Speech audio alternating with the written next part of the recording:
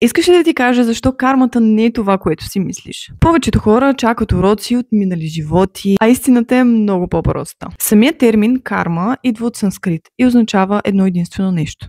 В превод – действие. Не са някакви драматични истории от минало прераждане. Кармата е енергия, която се връща в баланс чрез действията, които предприемаш днес.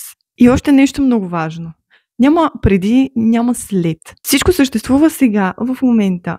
Просто е на различни честоти. Когато усещаш спомен от минал живот, всъщност ти се свързваш с друга версия на съзнание, която съществува в този момент, но на друга честота.